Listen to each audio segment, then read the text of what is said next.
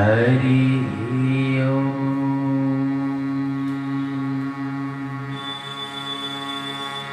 श्री गणेशाय नमः। श्री सरस्वत्यै नमः। श्री पुराण पुरुषोत्तमाय नमः। श्री राधा कृष्णाभ्यां नमः।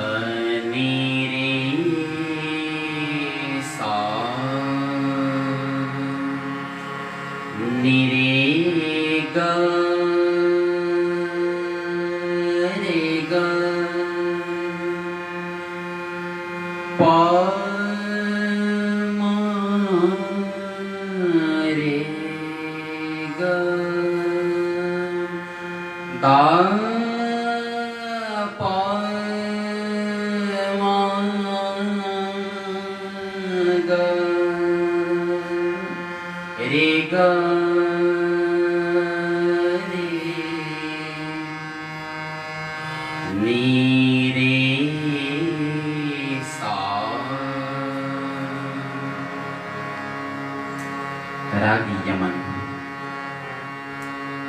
कृष्णं नारायणं वन्दे, कृष्णं वन्दे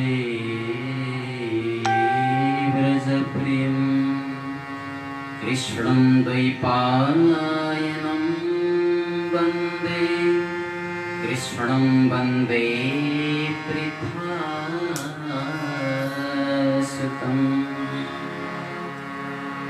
जय जय श्री राधा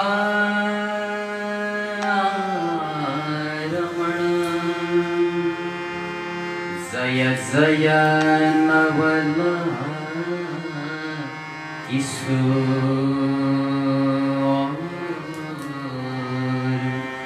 जय गोपी चितचूर प्रभु, जय जय माखन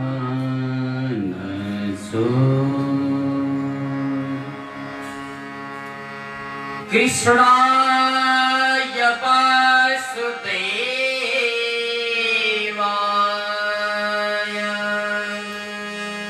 हरे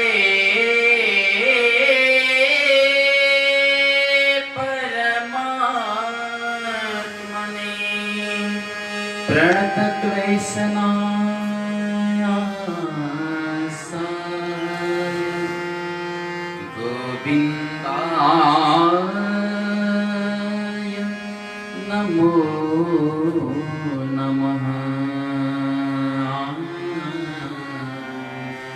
गोविन्दाय नमो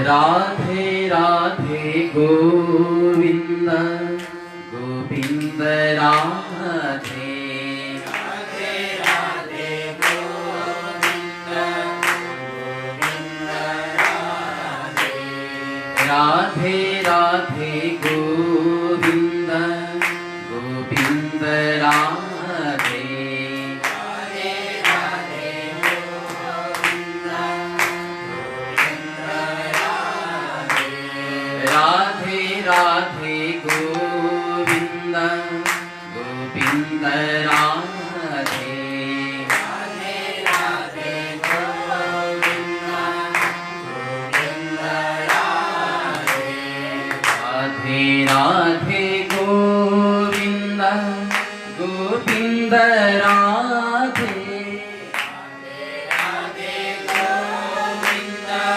गोविंद राधे राधे राधे गोविंद गोविंद राधे राधे गोविंद गोविंद राधे राधे राधे गोविंद गोविंद राधे राधे राधे गोविंद गोविंद राधे राधे राधे गोविंद गोविंद राधे राधे राधे गोविंद गोविंद राधे राधे राधे गोविंद गोविंद राधे राधे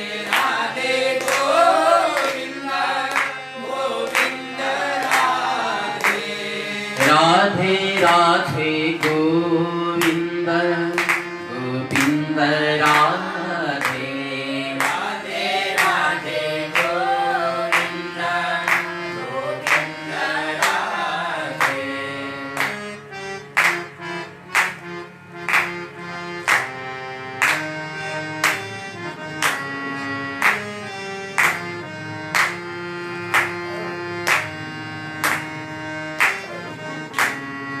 मंगल भवन मंगल हारी मंगल भवन मंगल भवन मंगल हारी मंगल भवन प्रभु सुत दशरथ अजीर बिहारी प्रभु सुत दशरथ अजीर बिहारी प्रभु सुत दशरथ अजीर बिहारी प्रभु सुत दशरथ अजीर बिहारी प्रभु सुत दशरथ अजीर बिहारी प्रभु सुत दशरथ अजीर बिहारी प्रभु सुत दशरथ अजीर बिहारी प्रभु सुत दशरथ अजीर बिहारी मंगल भवन मंगल हारी मंगल भवन मंगल हारी राधे राधे गोविंद गोविंद राधे राधे राधे गोविंद गोविंद राधे राधे राधे गोविंद गोविंद राधे राधे राधे गोविंद गोविंद राधे राधे राधे गोविंद गोविंद राधे राधे राधे गोविंद गोविंद राधे राधे राधे गोविंद गोविंद राधे राधे राधे गोविंद गोविंद राधे राधे राधे गोविंद गोविंद राधे राधा सर्वेश्वर भगवान को कृष्णचंद्र भगवान को आजको आनन्दको जय जय श्री राधे श्याम।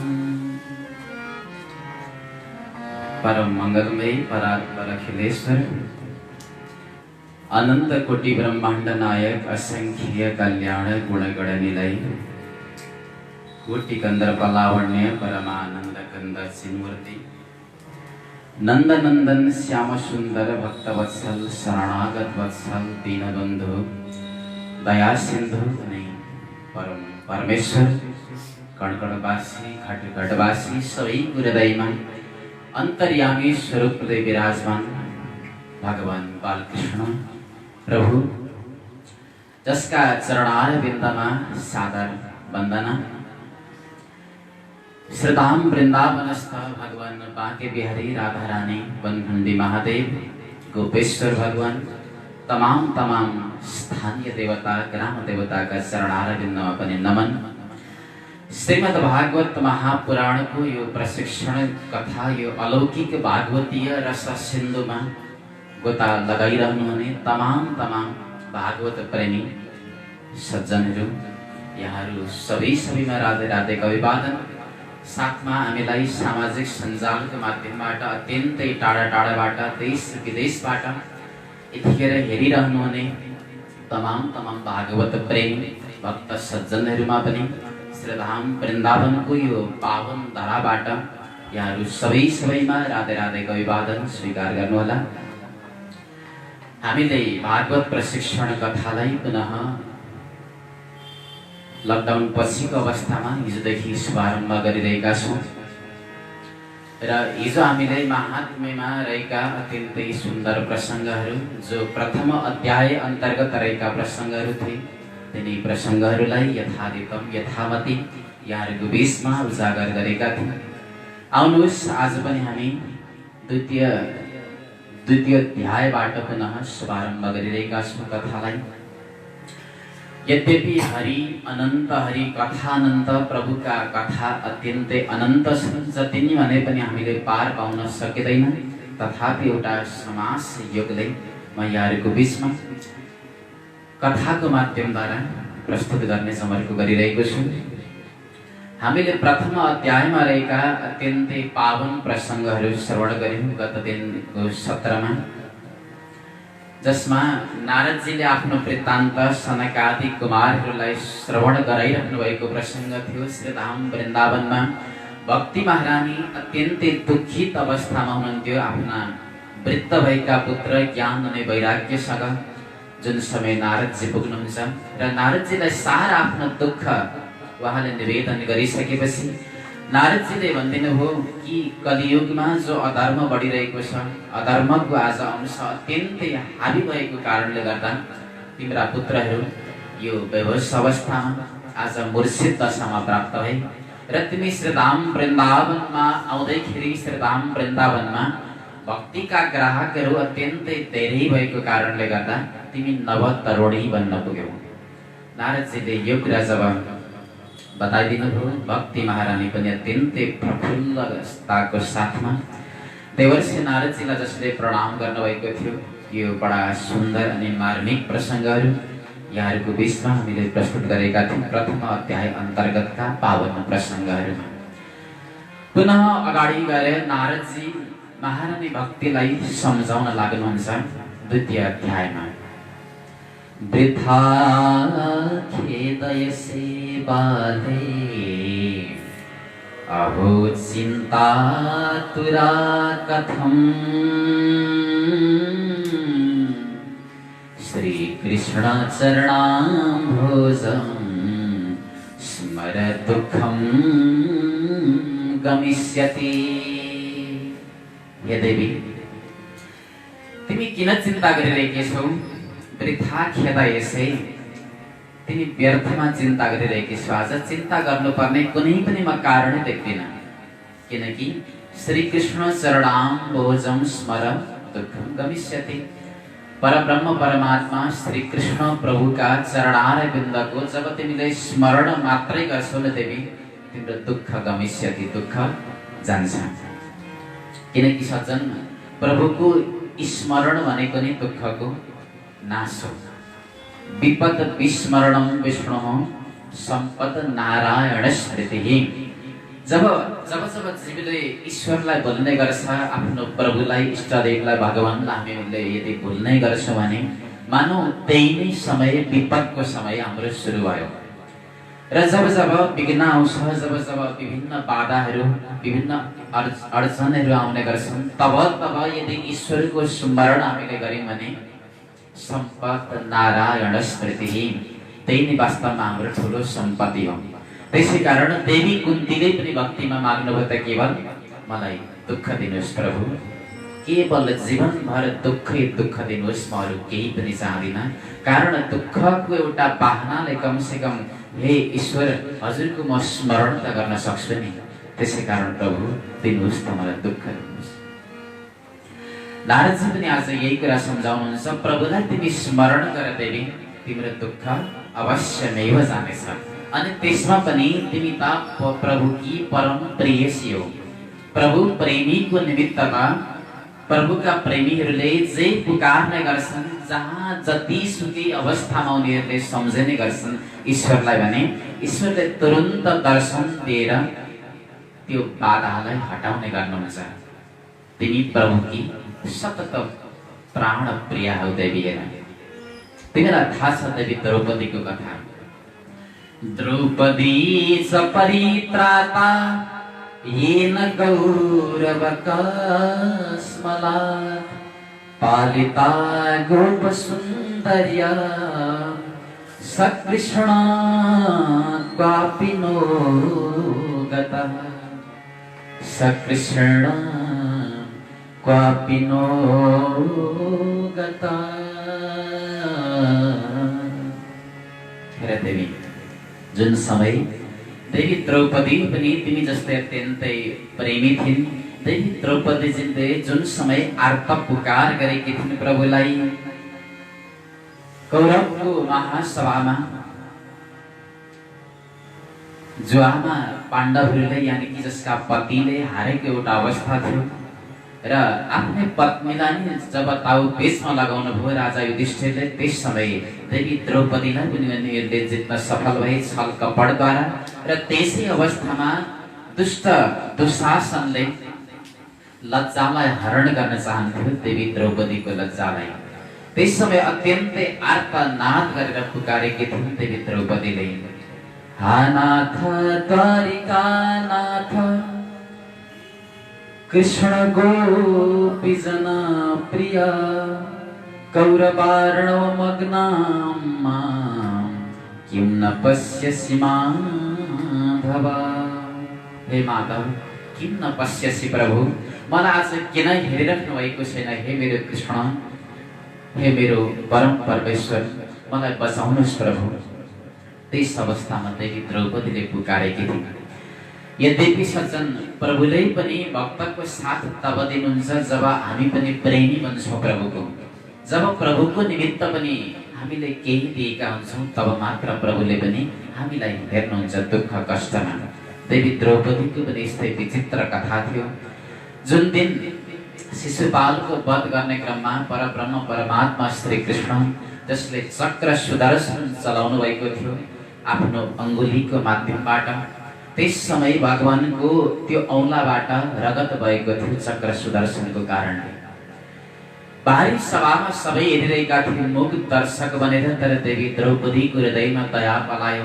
त्यसै समय आफ्नो साडीको त्यो फेरोलाई च्यातेर देवी द्रौपदीले गएर भगवान श्री कृष्णको औँलामा बाँधिदिएकी थिइन् त्यो साडीको टुक्रा। त्यस समय उनले यो सोचिनन् कि म आज कुनै पर पुरुषलाई यो साडीको टुक्रा च्यातेर जसको औँलामा म बाँधिरहेकी छु। उनले त केवल दया सोचिन्। दया धर्मका मूल पाप मूल अभिमान, केवल दया मात्र थियो उनको हृदयमा।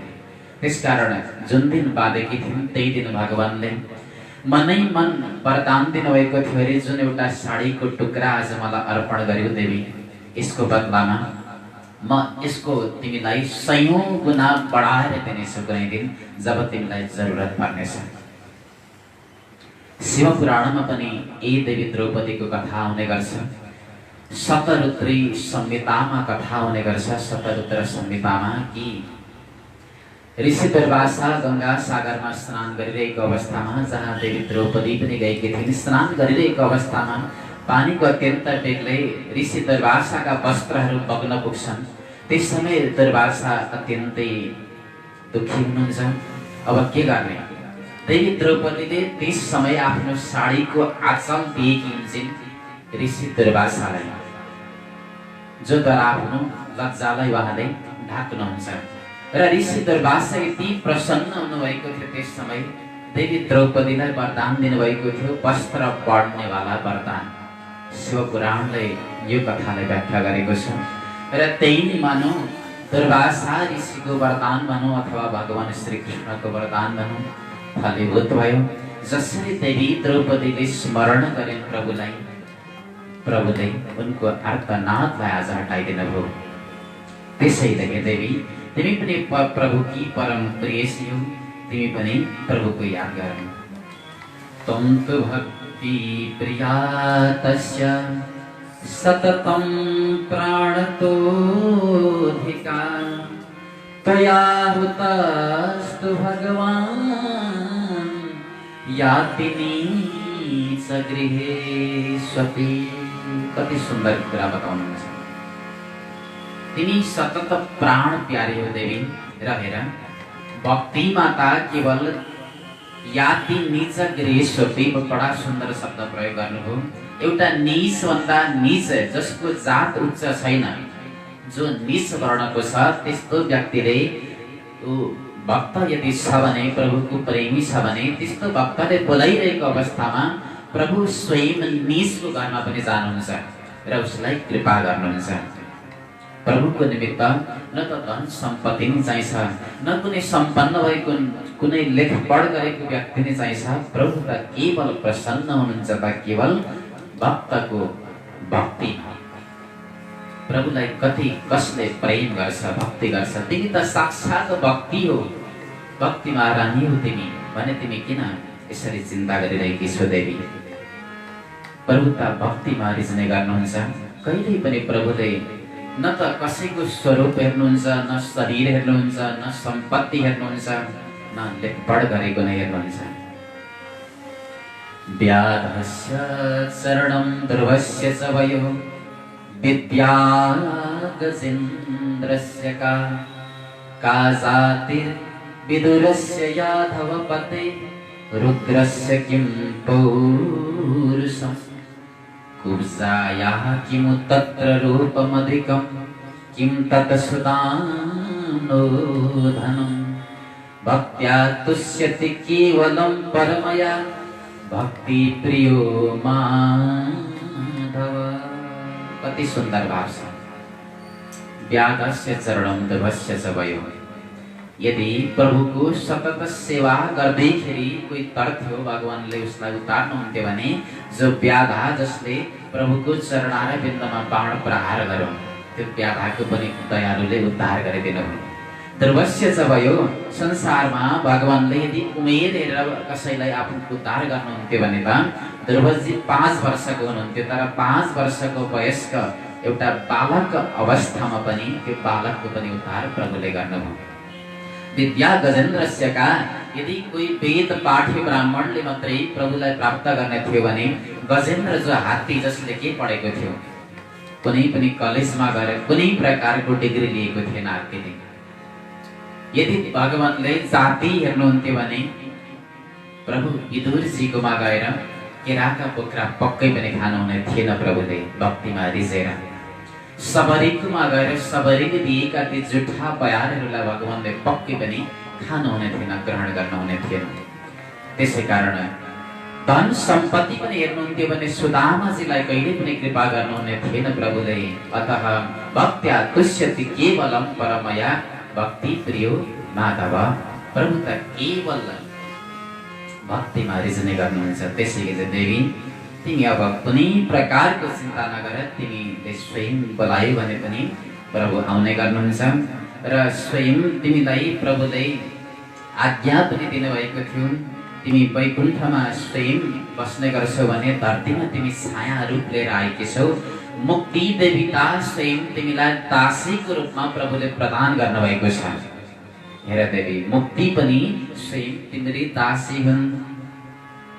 हामी मुक्तिलाई अत्यन्तै ठुलो मान्ने गर्छौँ, तर वास्तवमा मुक्तिको स्थान भनेको भक्तिभन्दा पछि छ।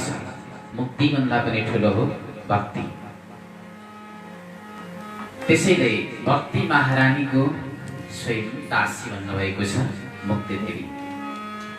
नारदजी अगाडि भन्नुहुन्छ, स्मृता त्वयापि चात्रैव मुक्तिरायाति याति च। यदि तिमीले बोलायो भने मुक्ति कुनै पनि समय आउन सक्छन् र जान पनि सक्छन्।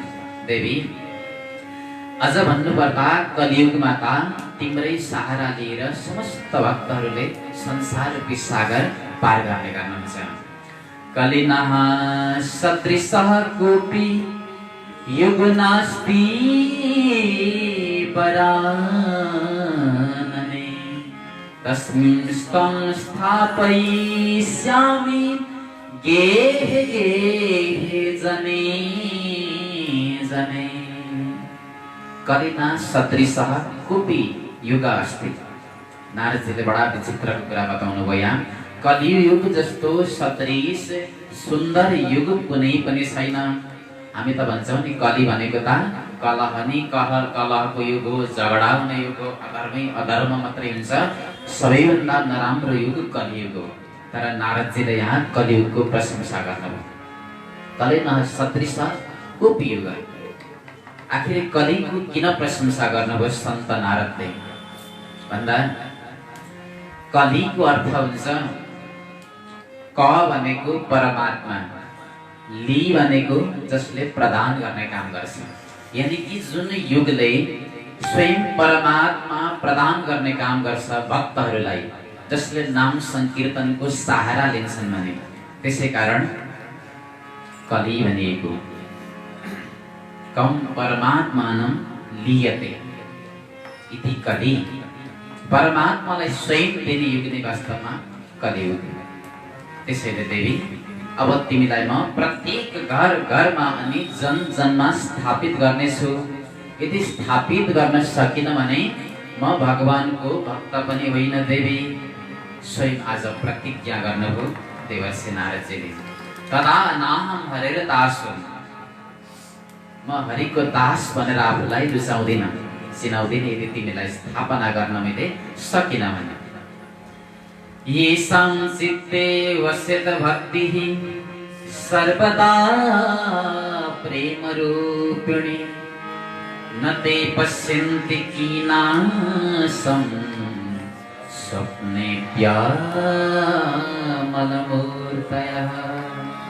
हेर देवी, जसको चित्तमा तिमी पसेकी छौ भने ता उसले त विपनामा त अत्यन्तै दूर, सपनामा पनि यमराजको दर्शन गर्नु पर्दैन। यानी कि सिधै भगवत धाम जो प्राप्त हुन्छ। तिमी भन्दा ठुलो देवी कोही पनि छैन। चाहे वर्षका ती प्रजङ्गनाहरू, कृष्ण बल्लभाहरूको कुरा गरौँ अथवा कसैको कुरा गरौँ, सबैले केवल ईश्वरलाई प्राप्त गरेका छन् त भक्तिको बलमा गरेका छन् देवी। भक्ति भन्दा ठुलो संसारमा केही पनि छैन। जो व्यक्तिसँग भक्ति छ त्यो अत्यन्तै धनाढ्य छ व्यक्ति। निर्धन बनेर पनि भलै उसँग द्रव्य नहोस्, धन सम्पत्ति नहोस्, तर भक्ति छ भने त्यही नै धनाढ्य व्यक्ति हो संसारको। शरीरम स्वरूपम सुमित्रम कलत्रम, धनम मेरु तुल्यम वचस चारु चित्रम, हरे रंग्रि युग्मे मनस चेन्न लग्नम, ततः किम ततः किम ततः किम ततः किम। शरीर अत्यन्तै सुन्दर हो, शरीर सबैले हेर्दा मन पराउनु। धन पनि मेरु पर्वत समान होस्, वचन पनि अत्यन्तै मिठो होस्, मित्रहरू पनि मिल्ने हुन् सबै, अनि छोराछोरी पनि हुन्, पुत्र कलत्र पत्नी पनि सुन्दर हुन्, पतिदेव पनि सुन्दर हुन्, घरबार पनि राम्रो होस्। तर हृदयमा यदि भक्ति छैन भने ततः किम ततः किम ततः किम ततः किम। त्यो सम्पत्ति भएर के भयो, त्यो सत्ता भएर के भयो, त्यो मित्र भएर के भयो, त्यो राम्रो रूप भएर के भयो, त्यो व्यक्ति वास्तवमा सारा चीज भएर पनि गरिब व्यक्ति हो। तर जोसँग भक्ति छ अरू केही पनि यावत कुराहरू छैनन् भने वास्तवमा त्यही नै व्यक्ति अत्यन्तै धनी छ। त्यसैले देवी भक्तिको अपमान गर्दा स्वयं दुर्वासा ऋषिले पनि दुःख पाउनु पर्यो, कष्ट पाउनु पर्यो। तिमी प्रभुकी प्राण प्यारे हो, कुनै प्रकारको चिन्ता नगर। भक्तिको स्वरूपको यसरी नारदजीले यहाँ बोध गराउनु भयो। भक्ति महारानी प्रसन्न बन्नुभयो, हात जोडेर विनय गर्नुहुन्छ। कृपालुना त्वया साधो मदवादाधंसिता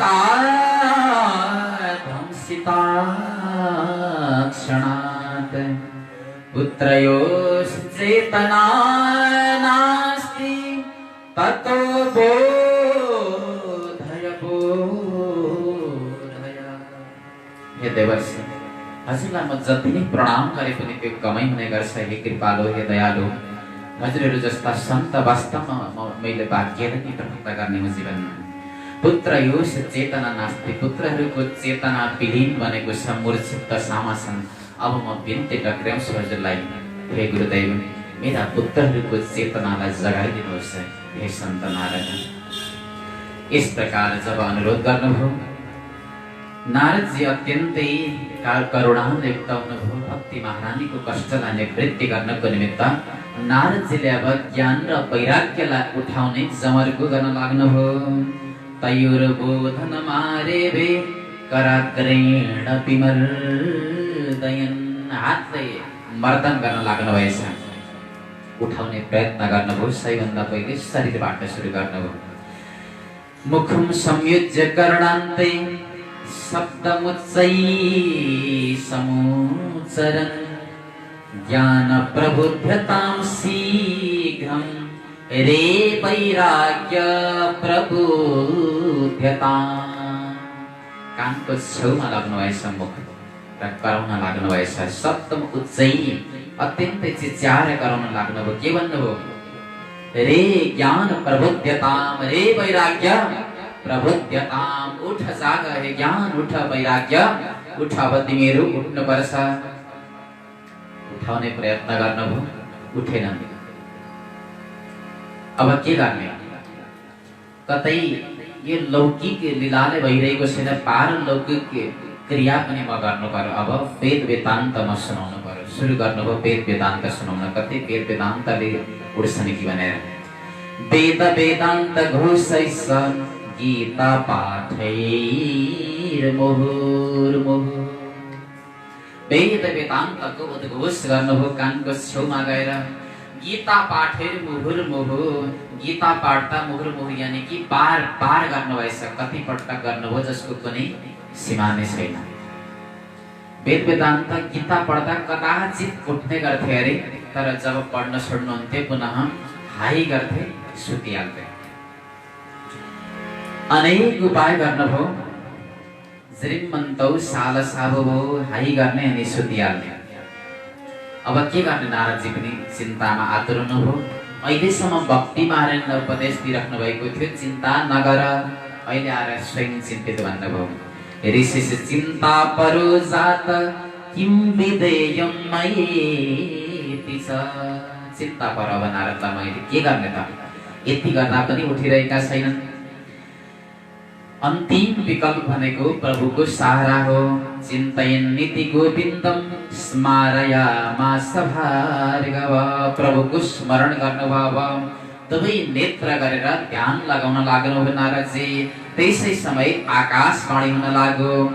व्योमवाणी तदैवाभुन् मारिसे खिद्यतामिति उद्यमः सफलस्तेयं भविष्यति न संशयः। हे ऋषि, कुनै प्रकारको चिन्ता हजुरले छोडिदिनुहोस्। अब हजुरको उद्यम सफल हुनेछ, कुनै पनि प्रकारको संशय छैन। एतत् अर्थम तु सत्कर्म सुरसेतम समाचार। हजुरले सत्कर्म गर्नुहोस् र त्यो सत्कर्म भनेको साधु सन्तहरूले बताइदिनेछन् नारदजी। आकाशवाणी इस प्रकार आज उद्घोष भयो। नारदजीले सुन्नुभयो सत्कर्म वास्तवमा के होला त? अब जो गीता अनि वेद वेदान्त पनि मैले पढेर सुनाएको छु, अनेक शास्त्रहरूको उद्घोष गरेको छु, यो पनि त एउटा सत्सङ्ग हुनुपर्ने हो नि। तर यसले उठिरहेको छैन भने यिनीहरूलाई उठाउने प्रकारको सत्सङ्ग चाहिँ के होला? नारदजी चिन्तातुर हुनुभयो र अब नारदजी सन्तको खोजीमा लाग्नुभयो। जो स्वयं परम सन्त हुनुहुन्छ आज सन्तको खोजीमा हिँड्नुभयो। सत्कर्म वास्तवमा के होला त? ज्ञान र वैराग्यलाई उठाउने। नारदजी निक्लिनुभयो। नारदजी गएर विभिन्न विभिन्न ऋषिहरूको कुटियामा, ऋषिहरूको आश्रममा गएर सोध्नु हुँदो रहेछ, सत्सङ्ग आखिर के होला? सत्कर्म के होला?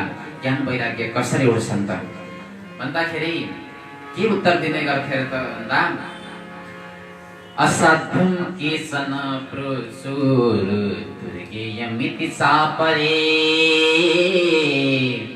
मुक्तिभूतास्तथा नेतु कियन्तस्तु पलायिता। असाध्यम नारदजी, यो त असाध्य छ। जो नारद जस्ता सन्तलाई स्वयं थाहा छैन भने हामीले के बताउन सक्दैनौँ? विचार गर्ने गर्थे मनमा र भन्दिने गर्थे कसैले, असाध्य, यो साध्य छैन। दुर्गेयम, जान्न कठिन छ भन्थे अरे कसैले। त्यस्तै कसैले चाहिँ मुक्तिभूता भनेको मौन व्रत धारण गर्थे अरे। नारदजी आश्रममा आइपुग्नुभयो भन्ने बित्तिकै अब नारद प्रश्न लिएर आएका छन् भन्ने बित्तिकै मौन व्रत धारण गर्ने। कियन्तस्तु पलायिता, अनि अब त सबैतिर हो हल्ला हुन लाग्यो। ऋषि कुटियाहरूमा त्यो खबर जब पुग्यो, नारदजी जब कुटियाको छेउमा आउने गर्नुहुन्थ्यो, पलायिता, नारद आउने बित्तिकै लुकेर चाहिँ पलायन हुने गर्थे अरे। ऋषिहरू भाग्थे, सुइकुच्चा। अब के गर्ने यस्तो अवस्थामा? हाहाकारो महानासित त्रैलोक्य विस्मयावह। हाहाकार हुन लाग्यो सारा त्रिलोकीमा। वास्तवमा के होला उपाय? यसरी नारदजी अब भड्किँदै जब बद्री वनमा आउनुभएको थियो, पत्र विशालमा, त्यहीँनिर उहाँको समागम भयो सनकादि महर्षिहरूसँग। र नारदजी भन्नुहुन्छ, यसरी म पनि खोज्दै सत्कर्मको खोजीमा हिँडिरहँदा आज हजुरहरूलाई मैले देख्न भेट्न सफल भएँ। भवन्तो योगिनः सर्वे बुद्धिमन्तो बभूश्रुता पञ्चहायन संयुक्ता पूर्वेशामपि पूर्वजा। हजुरहरू कस्तो हुनुहुन्छ त भन्दा, योगी हुनुहुन्छ, बुद्धिमन्त हुनुहुन्छ, धेरै श्रुता भनेको धेरै वेद पढ्नु भएको छ। पञ्चहायन संयुक्त, केवल 5 वर्षको मात्रै हजुरहरूको वयस्क छ। 5 वर्षभन्दा माथि 6 वर्ष कहिल्यै पनि हजुरहरू हुनुहुन्न। यस्तो वयस्कलाई धारण गर्नुभएको छ।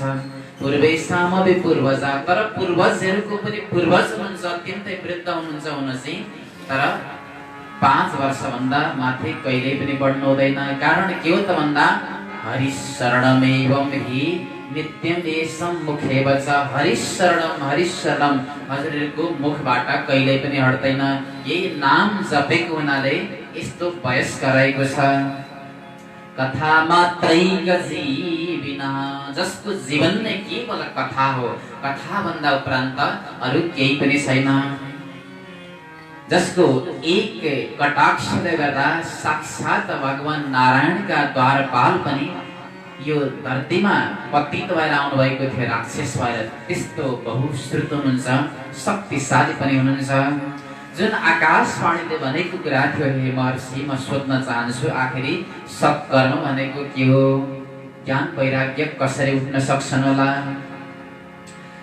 सनकादि कुमारहरू नारदजीको यो कुरा सुनेर मुस्कुराउन लाग्नुभयो र नारदजीसँग भन्नुहुन्छ, हेर्नुहोस् सन्त नारद, सर्वप्रथम त हजुरले चिन्ता गरेको हजुरलाई सुहाइरहेको छैन। यो चिन्तालाई छोडिदिनुहोस्। मा चिन्तां कुरुते वर्षे हर्षं चित्ते समावह। उपायः सुखसाध्योऽत्र वर्तते पूर्व एव हि। कुनै चिन्ता नगर्नुहोस्, चित्तमा हर्ष ल्याउनुहोस्। उपाय अवश्यमेव छ र उपाय अवश्यमेव छ। हजुरसँग पनि त्यो उपाय छ, तर हजुर आज स्वयं आफूभित्र भएको त्यो ज्ञान नहेरेर बाहिरी संसारमा भड्किराख्नु भएको छ। जसरी कसैले चाहिँ तिम्रो कान आज कागले लगिदियो भनेर यदि भनिदियो भने आफ्नो कान नछामिकन कुनै पनि व्यक्ति जसरी कागको पछाडि कागलाई दौडाउँदै दौडाउँदै खेदाउँदै खेदाउँदै जब कागको पछाडि दौड्ने गर्छ, हजुरको पनि अवस्था त्यस्तै भएको छ नारदजी आज। किनकि जुन समय स्वयं महर्षि वेदव्यास यसरी नै दुविधामा बसिरहेको अवस्थामा हजुरले नै गएर प्रेरणा गरेर चतुश्लोकीको माध्यमबाट भागवत जस्तो एउटा परम ज्ञान दिने स्वयं दाता हुनुहुन्छ हजुर। तर त्यही कुरा आज बिर्सेर बस्नु भएको छ। सत्कर्म सुचको नूनम ज्ञान यज्ञः स्मृतो बुधैः श्रीमद् भागवतालाप सतु गीत सुकादिनी। सत्कर्म भनेको नै केवल श्रीमद् भागवतका आलाप हो, जो सुकदेव महामुनिको श्रीमुखबाट विगलित भएको छ। यो श्रीमद् भागवतले नै ज्ञान र वैराग्यलाई जागृत गर्नेछ नारदजी। नारदजी अझै नै परम विस्मयमा पर्नु भएको छ।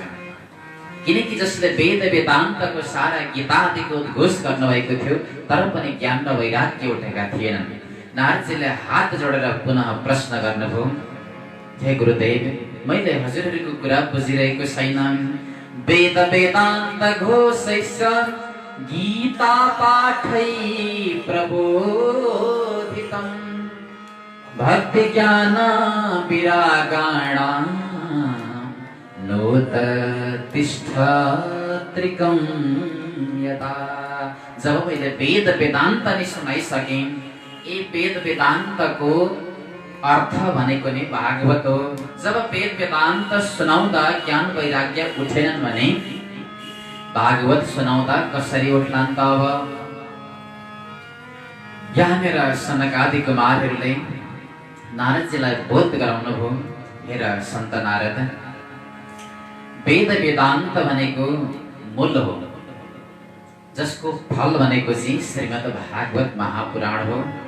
पृथक भूता फलाकृति, जुन पृथक रूपमा एउटा फलको उपमा दिने गरिन्छ, त्यो वृक्षबाट निस्किएको जुन फल भनेको चाहिँ श्रीमद् भागवत महापुराण हो।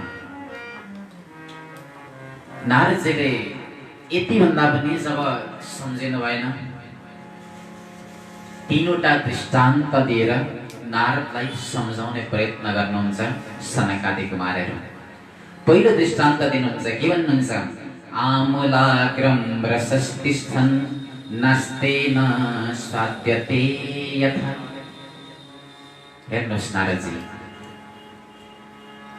आँपको वृक्षमा जब सिजन आउने गर्छ तब आँपका फलहरू लाग्ने गर्छन्। तर एक मूर्ख व्यक्तिले विचार गरे मनमा, आखिरी आँप फल्ने भनेको त रुखमा हो, त्यही रुखमा त फल्ने हो नि। उनलाई बडा आँप खान मन लागिरहेको थियो र जुन समय आँपको सिजन पनि थिएन, उनी गए रुखमा गए, रुखको फेदमा गएर उनले मनमा विचार गरे, आखिरी फल नभएर त के भयो, पत्ता त छन् नि, आखिरी यहीँबाट निस्किएको त्यो आँपको फल पनि भने म पत्ता खाएर आफ्नो पेट भर्छु, म स्वाद दिन्छु। त्यो पत्ता खान उनी जब लागे, मूर्ख व्यक्ति जसलाई पत्तामा स्वाद आइरहेको थियो, किनकि मूलमा, शाखामा, पत्तामा त्यो स्वाद हुँदैन जुन स्वाद फलमा हुन्छ। त्यस्तै नारदजी, मूल भनेको, पात भनेको, शाखा भनेको चाहिँ वेद वेदान्त हो र त्यसको अर्थ, त्यसको फल भनेको चाहिँ श्रीमद् भागवत महापुराण हो। दोस्रो दृष्टान्त दिनुभयो, यथा दुग्धे स्थितं सर्पिर न स्वादायोपकल्पते पृथक् भूतं हि तद्गव्यं देवानां रसवर्धनम्। दुध र घिउको उपमा दिनुभएको छ। जसरी घिउले गर्ने काम दुधले गर्न सक्दैन। हामीलाई ग्रह जाप गर्न मन लाग्यो घरमा, ग्रह जाप गर्नको निमित्त हामीले गुरुजीलाई बोलायौँ। सारा कुराहरू पूजनको विधि समाप्त भयो। अन्त्यमा गुरुजीले भन्नुभयो अब त सामुसा हवन गर्ने समय हो, हवन गर्नुपर्छ। त्यसको निमित्त चरु तयार भएको छ, अब घिउ लिएर आउनुहोस् र दियो बाल्नको लागि पनि हजुरले घिउ लिएर आउनु होला। हामीले त्यस समय घरमा हेऱ्यौँ, घरमा हेर्दाखेरि घिउ रहेनछ घरमा। अब के गर्ने? मनमा विचार आयो कि आखिर घिउ नभएर त के भयो? गाईको दुध त छाने कमसेकम, यही दुधलाई जमाएर दही बनाउने हो र दहीलाई मन्थन गरेर घिउ निकालिने हो भने त्यो घिउ त यही दुधमा छ। हामीले दुध लिएर गयौँ र त्यो दुधले सरुमा मिसाएर हवन गरिदिउँ अथवा दियो बाल्ने क्रममा दियोमा त्यो दुध लगाएर त्यो बाती बाल्न लाग्यौँ। हामी दीपक प्रज्वलन गऱ्यौँ भने त्यो दीपक प्रज्वलित होला कि नहोला? त्यो अग्निमा गरिएको हवन आगो बल्ला कि नबल्ला? भन्दा त्यो दियो पनि निभेर जान्छ, भएको अग्नि पनि निभेर जान्छ। जुन काम घिउले गर्थ्यो त्यो काम दुधले गर्दैन। त्यसै कारण नारदजी दुध भनेको सारा वेद वेदान्त हो, त्यसबाट मन्थन गरेर निकालिएको घिउ भनेको श्रीमद् भागवत महापुराण। तेस्रो दृष्टान्त दिनुभयो, इक्षुणाम् अपि मध्यान्तं शर्करा व्याप्य तिष्ठति पृथग्भूता च सामिष्टा तथा भागवती कथा। इक्षुणाम् अपि मध्यान्तं यानी कि उखुको रस अनि चिनीको उदाहरण दिनुहुन्छ। जुन काम चिनीले गर्थ्यो त्यो काम उखुको रसले गर्न सक्दैन। जस्तो हामी चिया पिउने गर्छौँ, आतिथ्यताको सत्कारको निमित्त हामी चिया लगेर दिने गर्छौँ। मानौ कुनै कुटुम्ब कन्यार्थी बनेर गए, कन्यालाई हेर्नको निमित्त कन्यालाई हेरिसकेपछि कन्याले उनीहरूलाई मिठो चिया बनाइरहेकी थिइन् भान्सामा। चिया बनाउने क्रममा चिनी सकिएको रहेछ। बिचरा कन्यालाई हेरिनु, सारा घरमा हेर्दा चिनी कहीँ पनि छैन, दोकान पनि जानुभन्दा टाढा छ, समय लाग्छ, फेरि घन्टौँसम्म लाग्छ, चिया दिने समय पनि ढिलो हुन्छ। अब के गर्ने? कन्याले हेरिन् चारैतिर बारीमा उखु थिए, उखुका वृक्षहरू थिए, जहाँ उखुलाई काटेर लिएर आइन् र त्यहाँबाट रस निकालिन् र मन विचार गरिन् आखिरी चिनी भन्ने भनेको यही उखुको रसलाई प्रशोधन गरेर हो भने यही उखुको रस मैले चियामा लगाइदिएँ भने किन हुँदैन? पक्कै पनि हुन्छ। त्यो चियामा उनले उखुको रस हालेर लिएर आइन् र अतिथिलाई, कुटुम्ब जो आएका थिए कन्यार्थी भनेर उनीहरूलाई लगेर प्रदान गरिन्। उनीहरूले चिया पिउन लागे भने त्यो चियाको स्वाद हामी परिकल्पना गरौँ। पहिलो स्वरूपमा नै उनीहरूले थाहा पाउँछन् कि चिया कस्तो छ र कन्यार्थी बनेर आएका पनि भड्केर जान्छन्, ताकि जसले चिया पनि स्वयं बनाएर लिएर बनाउन जानेनन् भने हामी यस्तै कन्या विवाह गर्छौँ, उनीहरू फर्केर जान्छन्। यानी कि जुन काम चिनीले गर्नुपर्ने थियो त्यहाँ त्यो काम उखुको रसले कदापि गर्न सक्दैन। त्यसै कारण नारदजी चिनी भनेको चाहिँ भागवत हो, उखुको रस भनेको चाहिँ वेद वेदान्त हो। त्यसै कारण भागवत हजुरले श्रवण गराइदिनुहोस्, अवश्यमेव यिनीहरूको कष्ट निवृत्ति बनेर जानेछ। नारदजीलाई जब यसरी सनकादि महर्षिहरूले सदृष्टान्त सहित सम्झाउनु भयो, नारदजी पनि आज नारदजीलाई पनि बोध भयो। अन्त्यमा हात जोडेर प्रशंसा गर्नुहुन्छ, वन्दन गर्नुहुन्छ सनकादि महर्षिहरू। भाग्योदहीन बहुजन्म समर्जितेन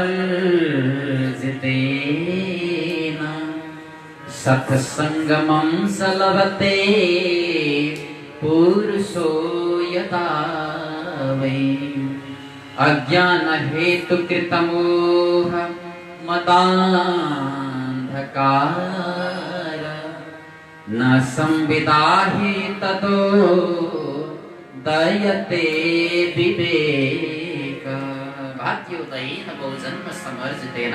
जब जब भाग्य उदय भएर आउँछ, पूर्व जन्मको सुकृत पुण्य जुन दिन उदय भएर आउँछ, तब तब हजुर जस्ता परम सन्त परम वितराग महर्षिहरूको दर्शन मिल्ने गर्छ। आज म पनि कृतकृत्य भएको छु, मलाई पनि सत्सङ्ग मिलेको छ। अज्ञान रूपी अन्धकारलाई हटाउने वाला सत्सङ्ग हजुरबाट प्राप्त भएको छ र वास्तवमा यही सत्सङ्गले विवेकको पनि उदय गराउने गर्छ। बिनु सत्सङ्ग विवेक न होई, राम कृपा बिना सुलभ न सोई। सत्सङ्ग नै वास्तवमा त्यस्तो एउटा निधि हो सज्जन, जुन सत्सङ्ग जुन दिन हाम्रो जीवनमा गुरुहरूको कृपा हुन्छ, जुन दिन हाम्रो इष्टदेवको हाम्रो प्रभुको कृपा हुन्छ हामीलाई, तब तब भागवत जस्तो सत्सङ्ग अन्य सत्सङ्ग जीवनमा प्राप्त हुने गर्छन्। यही नै कुरा नारदजीले बताउनुभयो र यस सँगसँगै हामीले पनि द्वितीय अध्यायका पावन प्रसङ्गहरूलाई विराम गरेका छौँ। भक्तवत्सल भगवानको श्रीमद् भागवत महापुराणको पुनः तृतीय अध्यायको शुभारम्भमा नारदजीले निश्चय गर्नुभयो अब पक्कै पनि भागवत श्रवण गर्ने र अगाडि पुनः बिन्ती बिसाउनुहुन्छ सनकादि कुमारहरूसँग। ज्ञान यज्ञं करिष्यामि सुख शास्त्र कथोज्ज्वलं भक्ति ज्ञान विरागाणां स्थापनार्थं प्रयत्नतः। अवश्यमेव हे गुरुदेव, अब म ज्ञान यज्ञ यानी कि ज्ञान यज्ञ भनेको नै भागवत यज्ञ हो। म भागवत यज्ञ गर्नेछु, जहाँ भक्ति ज्ञान अनि वैराग्यलाई स्थापना गर्नको निमित्त भागवत गर्ने मैले निश्चय गरेको छु। तर गुरुदेव, भागवत लगाउने निश्चय त म गरेको छु, यजमान पनि म स्वयं बन्छु, तर भागवत कसरी लगाउने, कुत्र कार्यो मया यज्ञं स्थलं तत् वाच्यताम, यह कहाँ लगाउने होला भागवत। त्यसको लागि पण्डाल पनि चाहियो, व्यास आसनको निर्माण पनि गर्नु पर्यो, आसन पनि चाहियो, श्रोताहरूको निमित्त विभिन्न सामग्रीको आवश्यकता पर्छ। र भागवत कसरी लगाइन्छ हे गुरुदेव, कियत भिर दिवसै श्राव्य, कति दिनमा भागवत श्रवण गर्नुपर्छ, भागवतको विधि के हो, त्यसको विधि विधान कसरी गर्नुपर्छ, के को पूजा आजा गर्ने, कसरी व्यास मण्डपको निर्माण गर्ने। नारदजीले जब यी सुन्दर प्रश्न गर्नुभयो भागवतको विषयमा, विधिको बारेमा, सनकादि महर्षिहरूले पुनः विनम्र नारदजीलाई अगाडि बताउन लाग्नुभयो। शृणु नारद वक्ष्यामो विनम्राय विवेकिने, गंगाद्वार समीपे तु तटं आनन्दनामकम्। हजुरले पण्डालको व्यास आसनको अनि आसन इत्यादिको पनि कुनै चिन्ता गर्नु पर्दैन, किनकि हे विनम्र नारद, गंगाजीको द्वारमा एउटा आनन्द तट नाम गरिएको तट छ, साह्रै सुन्दर छ जो। त्यसै कारण त्यहीँनेरि हामीले ज्ञान यज्ञ गर्नुपर्छ, किनकि गंगा यानी ज्ञान, यमुना यानी भक्ति। जहाँ गंगामा ज्ञान यज्ञ गर्नु छ भने त्यो यज्ञ हुन्छ त केवल ज्ञान रूपी गंगामा हुने गर्छ। त्यसै कारण त्यो आनन्द तट नाम गरेको अत्यन्तै सुरम्य अनि सुयोग्य जुन स्थान छ, नव कोमल बालुकाहरूले निर्मित बनेको, नव लताद्वारा विभिन्न लता लहराहरूले यति सुशोभित भएको छ, अत्यन्तै रम्य छ, एकान्त छ, कुनै प्रकारको हल्ला पनि छैन। यहाँसम्म कि यत समीपस्थ जीवानां पैरम चेतसी न स्थितम, जुन स्थानमा बस्ने वन्य जन्तुहरूमा पनि आपसमा कुनै प्रकारको वैर छैन, बाघले पनि साना जन्तुहरूलाई खाँदैन जुन स्थानमा। यस्तो शान्तिको पावन क्षेत्रमा हामीले भागवत गर्नुपर्छ र त्यहीँनेरि भक्ति ज्ञान अनि वैराग्य पनि अवश्यमेव उनीहरूको पनि आगमन हुनेछ। यसरी निश्चय गर्नुभयो नारदजी त यति प्रफुल्लित बन्नुभयो, यति प्रसन्न बन्नुभयो, तुरन्त सनकादिक कुमारका शरणार्थ बिन्दमा वन्दन गरेर नारद पुरा त्रिलोकीमा जानुभयो। वायु वेगको माध्यमबाट राजा नारदजीले सम्पूर्ण त्रिलोकीमा आज खबर दिनुभयो। भागवत लागिरहेको छ, आउनुहोस् भागवत सुन्नको लागि। श्री भागवत पीयूष पानाय रसलं पटा धावन्तोऽप्यययुः सर्वे प्रथमं ये सबै श्रवा। त्रिलोकीमा जब निमन्त्रणा दिनुभयो नारदले, अब आउने क्रम सुरु हुन लाग्यो। जो भागवत रस लम्पटहरू थिए त्यस्ता त्यस्ता प्रकारका अत्यन्तै धावन्त कुद्दै कुद्दै आएका छन्। त्यसमा पनि प्रथममा वैष्णव जनहरू आए। को आए त वैष्णव जनमा? भृगुरु वसिष्ठ च्यवनस गौतमो मेधातिथिर्देवदत्तेवरातो रामस्तथा गादिसुतः साकलो मृकण्डपुत्र त्रिजपीपलादा। ऋषि भृगु आउनुभयो, वसिष्ठ आउनुभयो, च्यवन, गौतम, मेधातिथि, त्यसै गरी भगवान परशुराम, विश्वामित्र, वसिष्ठ, मृकण्ड, त्यसै गरी साक्षात व्यासजी पनि जहाँ आउनुभएको छ। छाया शुक पनि आउनुभयो। आदि आदि गरीका विभिन्न ऋषिहरू आउनुभयो। केवल ऋषिहरू मात्र आउनु भएन कथा सुन्न। को आउनुभयो? वेदान्तानि च वेदास मन्त्रा तन्त्रा समूर्तयः दश सप्त पुराणानि षट् शास्त्राणि तथा। स्वरूपलाई धारण गरेर आएका छन्। वेद वेदान्त स्वयं ऋषि बनेर आएका छन् भागवतको कथा सुन्नको लागि। दश सप्त पुराणानि 17 पुराणहरू पनि आएका छन् कथा सुन्नको लागि। 6वटा शास्त्रहरू पनि आएका छन्। कति धेरै महत्ता छ भागवतको, कति महिमा छ। स्वयं वेद वेदान्त पनि ऋषिको शरीरलाई लिएर आउने गर्छन् भागवत श्रवणको निमित्त। 17 पुराणले पनि भागवत श्रवण गर्ने गर्छन्, भागवतको अनुकरण गर्ने गर्छन्। हामी वास्तवमा धन्य छौँ सज्जन, आज जो भागवत श्रवण गर्न पाइरहेका छौँ हामीले पनि। केवल यति मात्रै होइन, गङ्गाद्य सरितस्तत्र पुष्करादि सरांसि च। गङ्गा आदि गरेका नदीहरू पनि स्वयं मूर्तिमन्त ऋषि पत्नी बनेर आएका छन्। पुष्कर आदि गरेका सारा तीर्थहरू, सारा क्षेत्रहरू, दण्डक आदि गरेका वनहरू पनि आएका छन् भागवत सुन्नको निमित्त। बडा विचित्र कथा छ भागवतको। स्वयं वनले पनि सुन्ने गर्छन्, ऋषि स्वरूप धारण गरेर नदीहरूले पनि सुन्ने गर्छन्, क्षेत्रहरूले, तीर्थहरूले पनि सुन्ने गर्छन् सज्जन।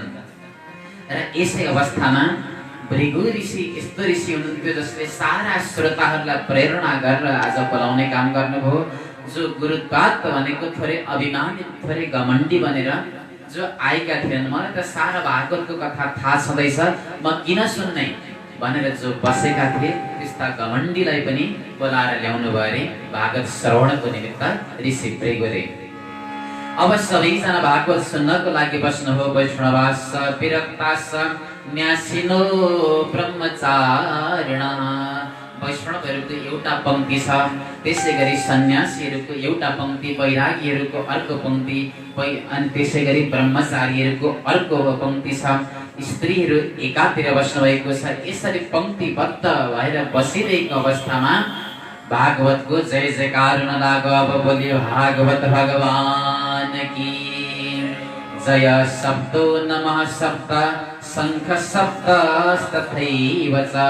आज शंख ध्वनिहरू हुन लागे, जय जयकारका शब्दहरू हुन लागे, कसैले लाजाको वर्षा गर्न लागे। आकाश मार्गबाट देवताहरूले स्वयं पुष्प वृष्टि गर्न लागे।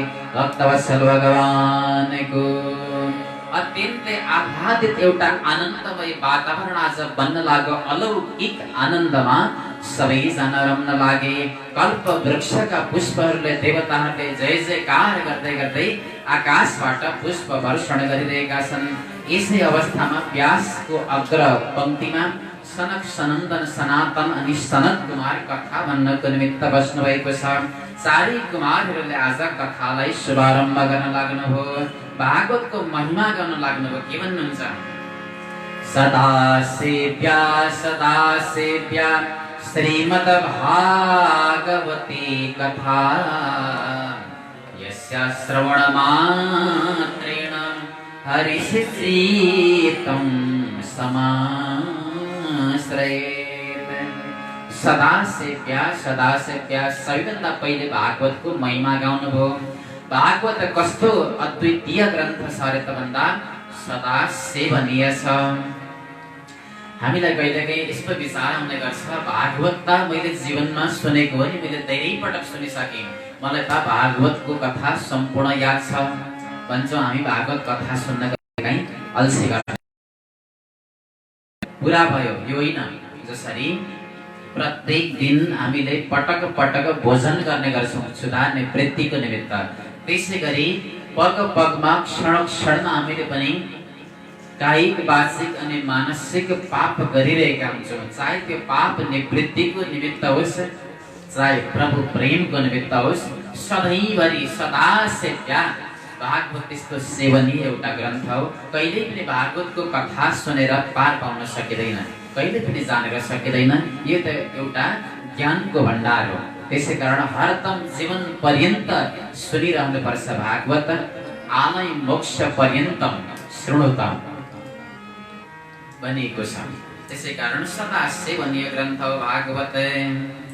तावत संसार चक्रेस्मिन् भ्रमते ज्ञानतापमान यावत कर्णगता नास्ति सुखशास्त्र कथाक्षणम्। संसारको चक्रव्यूह तबसम्म चलिरहन्छ जबसम्म सुख शास्त्र यानी कि भागवत श्रवण गरिँदैन जीवनमा। संसारको चक्र भनेको के हो त? पुनरपि जननम् पुनरपि मरणम् पुनरपि जननी जठरे शयनम्। बार बार मातृगर्भमा आउनु, बार बार जन्म लिनु, बार बार मरण हुनु, अनि विभिन्न 84 लाख योनिहरूमा भड्किन पुग्नु, यही नै संसारको चक्र हो। र यो संसारको चक्र तबसम्म घुम्ने गर्छ जबसम्म भागवत श्रवण गरिँदैन। भागवतको महिमा गाइराख्नु भएको छ। के भन्नुहुन्छ? भागवत कस्तो ग्रन्थ र त भन्दा कथा भागवतस्यापि नित्यं भवति यत गृहे तद गृहं तीर्थरूपं हि वसतां पापनाशनम्। जुन घरमा यदि भागवतको कथा लाग्छ, पाठ हुन्छ भने वास्तवमा त्यो त घर होइन, त्यो के हो भन्दा तीर्थरूपम, त्यो त तीर्थ हो स्वरूप। जुन घरमा भागवतको पाठ हुन्छ दिव्याति दिव्य अलौकिक प्रभु वाणीहरू गुन्जित हुन्छन् भने वास्तवमा त्यो घरलाई तीर्थको उपमा दिएको छ भागवतले। तीर्थको उपमा दिनुको मतलब हो तीर्थाटन गर्दा, तीर्थको दर्शन गर्दा जुन पुण्य हामीलाई प्राप्त हुन्छ, यदि त्यो घरमा गएर हामीले पाउ राख्यौँ भने पनि त्यही पुण्य हामीलाई प्राप्त हुन्छ जुन घरमा प्रत्येक दिन भागवत हुन्छ। इस प्रकारको भागवतको महिमा बताउनु भयो र अगाडि भन्नुहुन्छ श्लोकार्धम श्लोकपादम वा नित्यं भागवत तद्भवम् पठस्व स्वमुखेनैव यदिच्छसि परां गतिं। यदि परागति आफ्नो प्राप्त गर्ने यदि इच्छा कसैलाई छ भने भागवतको एक श्लोक भए पनि दिन पढ्नुपर्छ। आधा श्लोक भए पनि सकिँदैन भने पनि एक पाउ भए पनि पढ्नुपर्छ। एक पाउ मात्रै पनि पढ्न सकियो भने भागवतले उद्धार गर्छ। भागवतको अनेक अनेक महिमा गाउनुभयो र भन्नुहुन्छ अन्तिम समयमा यदि कसैले अनजानमा यदि भागवत श्रवण गर्छ भने अन्तकाले तु येनैव श्रूयते सुखशास्त्रवाक् प्रीत्या तस्यैव वैकुण्ठं गोविन्दोऽपि प्रयाच्छते। भगवान स्वयं गोविन्दले अन्तिम समयमा जसले सुख शास्त्र सुनेर आफ्नो प्राणलाई अर्पण गर्छ भने स्वयं गोविन्दले आफ्नो लोक प्रदान गर्ने गर्नुहुन्छ। भागवत जसले भारत वर्षमा आएर पनि भागवत सुन्दैन भने त्यस्तो व्यक्तिको निमित्त के भनिएको छ त देवताहरू के भन्छन् अरे आजन्म मात्रमपि येन सखेन किंचित् चित्तं विदाय सुख शास्त्र कथा न पीता चण्डालवत्सखरवद वदतेन नीतं मिथ्या स्वजन्म जननी जनि दुःख भाजा। कति विलक्षण कुरा बताउनु भयो सनकादि महर्षिहरूले भन्नुहुन्छ आजन्म मात्रमपि येन सखेन। आजन्म भनेको जन्म पर्यन्त जुन सठले जुन अभागी जुन मूर्खले यदि भागवत कथा श्रवण गर्दैन भने त्यो के हो त भन्दा चाण्डालवत, त्यो त चाण्डाल हो। खरवत भनेको गधा हो त्यो। तेन स्वजन्म नीतम, उसले आफ्नो जन्म त्यसै मिथ्यामा बिताइदिएको छ, व्यर्थमा बिताइदिएको छ। र ऊ जन्मिएको चाहिँ किन रे त भन्दा जननी जनि दुःख भाजा, आफ्नी आमालाई प्रसुति कालमा प्रसुतिको वेदना पीडा प्रदान गर्न केवल उसको जन्म भएको हो। आफ्नै आमालाई दुःख दिन र धरतीको बोझ बन्नको निमित्त केवल जसको जन्म भएको हो, जसले भागवत कहिल्यै पनि श्रवण गर्दैन भने धिक्तं नरं पशु समं भुवि भार रूपं एवं वदन्ति दिव्य देव समाज मुख्या।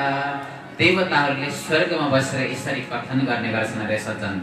किनकि एउटा यस्तो भारतवर्ष जहाँ सत यज्ञ सत अनुष्ठानहरू सत्सङ्गहरू हुने गर्छन्, स्वर्गमा पनि भागवतीय सत्सङ्गको अभाव छ भने देवताहरू पनि स्वयं भारतवर्षमा हेरेर उनीहरू त स्वयं प्रशंसा गर्ने गर्छन् हाम्रो कि कर्मभूमिमा जन्म लिन पाए कति भाग्यमानी छन् ती मनुष्यहरू जसले आज भागवत श्रवण गर्न पाएका छन्।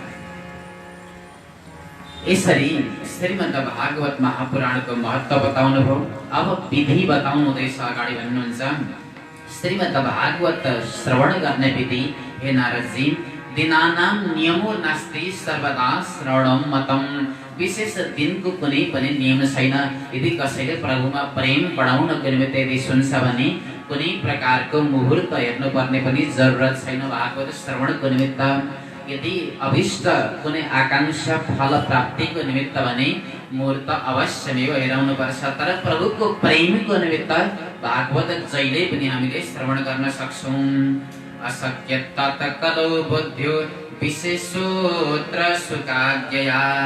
र सर्वदा श्रवण गर्न नसकिने हुनाले सुखदेवले एउटा नियम राखिदिनु भयो, सप्ताह विधिको नियम। सप्ताह यानी कि कलियुगी मनुष्यहरूले धेरै दिन अनुष्ठानमा रहेर व्रतमा नियम निष्ठामा रहेर यसलाई आचरण गर्न नसक्ने हुनाले 7 दिनको एउटा निश्चित नियम मात्र बनाइएको हो। तर भागवत जहिले पनि श्रवण गर्न सकिन्छ। यत् फलं नास्ति तपसा न योगेन समाधिना अनायासेन तत् सर्वं सप्ताह श्रवणे लभते। जुन फल तपस्यामा छैन, जुन योग समाधिमा छैन, जुन दानमा छैन, त्यही नै फल वास्तवमा भागवत सप्ताहको श्रवण मात्रले जीवनमा प्राप्त गर्न सकिन्छ। भागवतको यति धेरै महत्त्वका आज व्याख्यान गरिरहँदा सौनकादि 88,000 ऋषिहरूलाई पनि एउटा जिज्ञासा लाग्यो, प्रश्न गर्नुभयो। हे सुत पौराणिक, हामी जान्न चाहन्छौँ आखिर भागवतको महिमा के भएर यति अतिशय महिमा हुन गयो। जातम कुतो योग विदादि सूचकम, कसरी चाहिँ भागवतको यसरी महती महिमा भयो त? सबैलाई मोक्ष दिने ग्रन्थ शास्त्र कसरी बन्यो भागवत? सुत पौराणिक भन्नुहुन्छ, जुन समय परब्रह्म परमात्मा श्री कृष्ण परम धाम गमनको तयारीमा हुनुहुन्थ्यो, त्यस समय भगवानका परम भक्त उद्धवजी महाराज विरहले अत्यन्तै कातर बन्नुभयो र उद्धवजी महाराजले हात जोडेर प्रार्थना गर्नुभयो। तुम तु यस्य गोविन्द भक्त कार्यं विधाय च मच्चित्ते महती चिन्ता तं श्रुत्वा सुखमा बह। हे गोविन्द, हजुर त आज धरतीलाई छोडेर गइरहनु भएको छ प्रभु। हजुर गइसकेपछि धरतीमा कलियुग आउनेछ, अनाचार बढ्नेछ, व्यभिचार बढ्नेछ र धर्मको सहारा केही पनि हुँदैन नि। त्यसै कारण प्रभु हजुर यसै धरतीमा रहिदिनुहोस्। प्रभु हजुर नजान्नुहोस्, घोर कलियुगको आगमन भइरहेको छ। भक्तको यो उद्गारलाई भगवानले आत्मसात गर्दै गर्दै वचन दिनुभयो र वचन अनुसार स्वयं आफ्नो जुन दिव्य तेज थियो त्यो दिव्य तेज नै आज भगवानले भागवतमा स्थापित गरिदिनु भयो। स्वकीयं यद् भवत्तेजस तत्स भागवते ददात। भागवतमा स्वयं आफ्नो तेजलाई प्रविष्ट गराइदिनु भयो। तेनेयं वाङ्मयी मूर्ति प्रत्यक्षा वर्तते हरेः। सेवनात् श्रवणात् पाठात् दर्शनात् पापनाशिनी। जुन भागवत नि साक्षात भगवानको प्रतिमूर्ति बन्न लाग्यो, जसको सेवन गर्नाले, दर्शन गर्नाले र पाठ गर्नाले सारा पापहरू निवृत्ति भएर जान्छन्। त्यसैले त भनिन्छ भागवत नै साक्षात परब्रह्म परमात्माको शरीर विग्रह हो। कृष्णको साक्षात मूर्ति हो कलियुगमा भागवत। त्यसै कारण केवल भागवतमा एउटा पुष्प राखेर हामीले दर्शन मात्रै पनि गर्यौं भने साक्षात ईश्वरको दर्शन भएको फल हामीलाई प्राप्त हुन्छ सज्जन। यसरी भागवतको महिमाको एकातिर व्याख्यान भइरहेको थियो आनन्द तटमा सनकादि महर्षिहरूद्वारा। यसै अवस्थामा अनायास वृन्दावनमा आज सुसुप्त बसिरहेका भक्ति ज्ञान अनि वैराग्य तरुण ताजा अवस्थामा अत्यन्तै प्रफुल्लता अनि आनन्दमय ढङ्गबाट नृत्य गर्दै गर्दै प्रभुको नाम संकीर्तन गर्दै गर्दै आज त्यसै कथा पण्डालमा प्रवेश गर्नुभयो। श्री कृष्ण गोविन्द हरे मुरारे, हे नाथ नारायण वासुदेव। श्री कृष्ण गोविन्द हरे मुरारे, हे नाथ नारायण वासुदेव। भक्ति सुतो तो तरुणो गृहीत्वा प्रेमैकरूपा सहसा विरासे। श्री कृष्ण गोविन्द हरे मुरारे, नाथेति नामानि मुहुः वदन्ति। भक्तवत्सल भगवान को श्री कृष्ण गोविन्द हरे मुरारे दिव्य नाम संकीर्तनको साथमा आज अनायास कथामा जब प्रवेश गर्नुभयो, तमाम ऋषि मण्डलीहरूको बीचमा ऋषि ईश्वरहरू पनि आज आश्चर्यचकित हुनुभयो। प्रश्न गर्न लाग्नुभयो सनकादि कुमारहरूलाई, कथम प्रविष्ट, भक्ति महारानी कसरी प्रवेश गरेकी छिन् ज्ञान अनि वैराग्यको साथमा।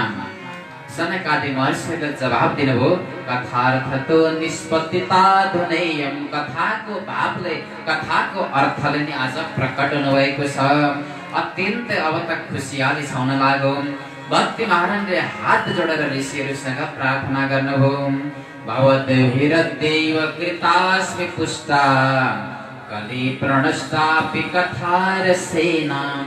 क्वाहं तु तिष्ठाम्यधुना ब्रुवन्तु, ब्रह्मा इदं तां गिरमोचिरेते। हात जोडेर प्रार्थना गर्नुभयो, हे ऋषीश्वर मेरो हजुरहरूले कृपा गर्नुभएको छ, उद्धार गर्नुभएको छ पुत्र सहित। अब म कहाँ बस्नु, मलाई बस्नको निमित्त आसन दिनुहोस्। सनकादि कुमारहरूले भन्नुभयो, देवी तिमी वास्तवमा प्रभु की अत्यन्तै सत्य प्राण प्यारी हो, भवरोगको हरण गर्ने वाली छौ। तिमी निरन्तरम वैष्णव मानसानी, नित्य निरन्तर परब्रह्म परमात्मा प्रभुका परम भक्त वैष्णवहरूको हृदयमा गएर आफ्ना पुत्रहरूको साथमा वास गर। यो आज्ञा सँगसँगै भक्ति महारानी पुत्रहरूले शहीद भएर तमाम ऋषिहरूको हृदयमा गएर वासस्थान गर्न लाग्यन्। सकल भुवन मध्ये निर्धनास्तेऽपि धन्या, निवसते हृदयेषां श्रीहरेर्भक्तिरेका।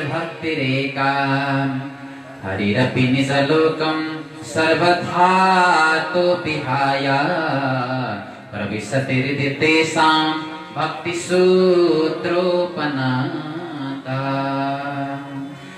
सकल भुवन मध्ये निर्धनास्ति धन्या।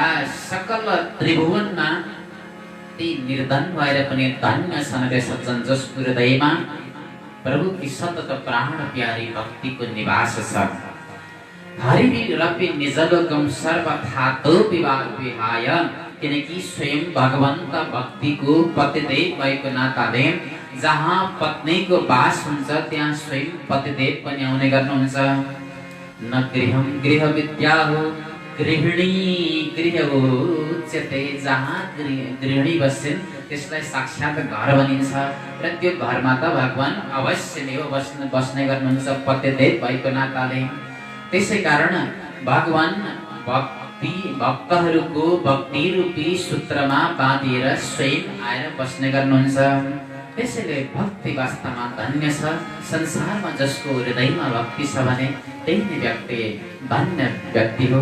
तर जोसँग भक्ति छैन भने उसको कुनै पनि शोभा हुँदैन संसारमा। भगति बिन नर सो है कैसा, बिनु जल बारिद देखिए जैसा। जसरी जल बिनाको बारिद भनेको कुनै पनि तलाउको जुन स्वभाव हुँदैन, भक्ति बिनाको व्यक्तिको पनि स्वभाव हुँदैन अरे। पानी बिनाको पोखरी जस्तै हुन्छ त्यो व्यक्ति पनि। त्यसैले भक्तिको जहाँ निवास हुन्छ त्यहाँ त स्वयं ईश्वर पनि वास गर्ने गर्नुहुन्छ। यावत म हजुरहरूलाई के बताउँ भक्तिको महिमा। ब्रह्मोद्यते किमतिकम महिमानमेवम। यहाँभन्दा धेरै म भक्तिको महिमा के बताउँ हजुरहरूलाई।